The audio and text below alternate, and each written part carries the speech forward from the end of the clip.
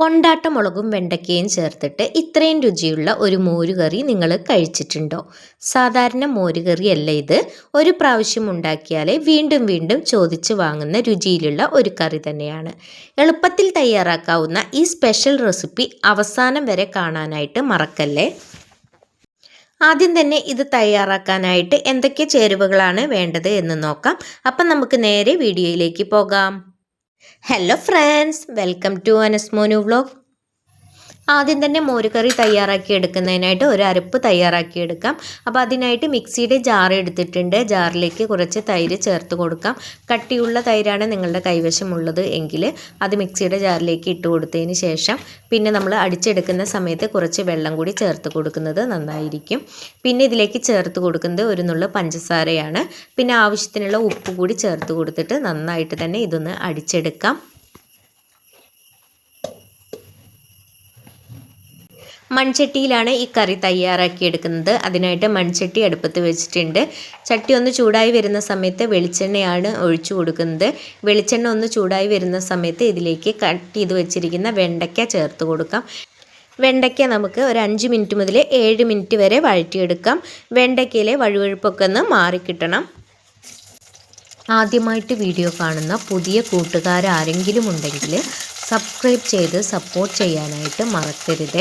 Video കണ്ടുകൊണ്ടിരിക്കുന്ന സമയത്ത് നിങ്ങൾക്ക് ഇഷ്ടപ്പെടുകയാണെങ്കിൽ ലൈക്ക് അടിക്കുകയും നിങ്ങളുടെ കുടുംബങ്ങളിലേക്കും സുഹൃത്തുക്കളിലേക്കും ഷെയർ ചെയ്ത് കൊടുക്കുക കൂടി ചെയ്യണേ.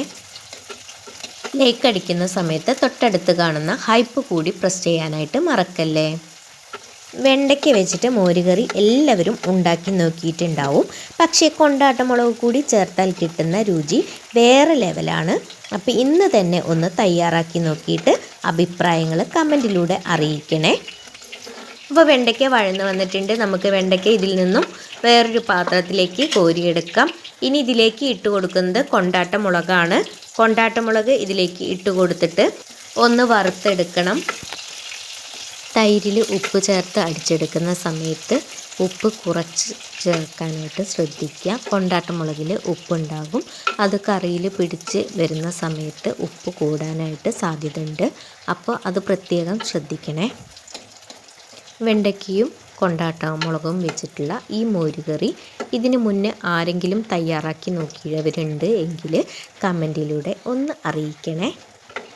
വളരെ കുറഞ്ഞ സമയം കൊണ്ട് ചെയ്തെടുക്കാൻ പറ്റിയ രുചികരമായിട്ടുള്ള കറികളുടെ റെസിപ്പികളൊക്കെ മുന്നേ അപ്ലോഡ് ചെയ്തിട്ടുണ്ട്.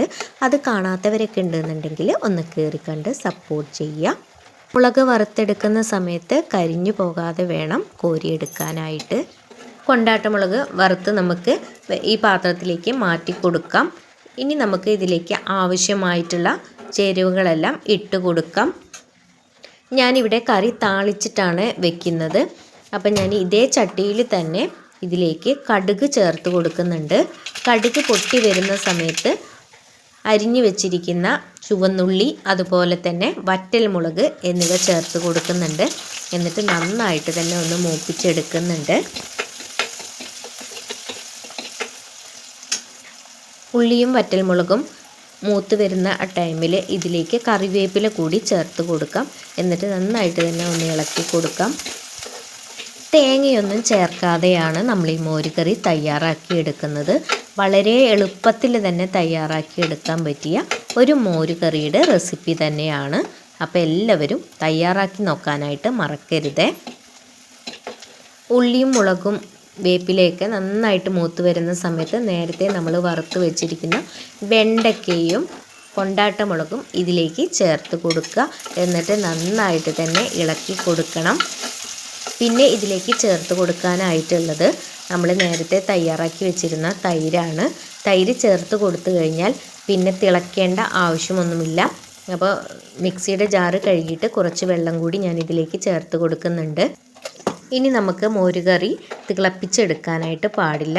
തിളച്ചാൽ തൈര് പിരിഞ്ഞു പോകും. അപ്പോൾ നമ്മുടെ കറി ഇവിടെ റെഡി ആയിട്ടുണ്ട്. ഇത് നമുക്കൊന്ന് അടച്ച് വെക്കാം. ചോറിനൊപ്പം കഴിക്കാൻ പറ്റിയ നാടൻ രുചിയുള്ള വെണ്ടയ്ക്ക കൊണ്ടാട്ടമുളക് മോരുകറി തയ്യാറായിട്ടുണ്ട്. അപ്പോൾ എല്ലാവരും ഇതൊന്ന് തയ്യാറാക്കി നോക്കുക. വെണ്ടയ്ക്കയും കൊണ്ടാട്ടമുളകും ചേർത്ത് തയ്യാറാക്കിയെടുത്ത മോരുകറി ഇന്ന് തന്നെ ഉപയോഗിക്കാതെ നാളെ ഉപയോഗിക്കുന്നതാണ്. ഏറ്റവും നല്ലത് കറിയിൽ മുളകിൻ്റെ ടേസ്റ്റ് കൂടി പിടിക്കാനും അതുപോലെ തന്നെ കറിയുടെ രുചി കൂട്ടാനും ഇത് സഹായിക്കും. ഇന്നത്തെ റെസിപ്പി എല്ലാവർക്കും ഇഷ്ടപ്പെട്ടു എന്ന് കരുതുന്നു. ഇത്രയും നേരം വീഡിയോ കണ്ട് സപ്പോർട്ട് ചെയ്ത എല്ലാവർക്കും ഒരുപാട് നന്ദി. അടുത്ത നല്ലൊരു വീഡിയോയുമായി കാണുന്നതുവരേക്കും എല്ലാവർക്കും ബായ്.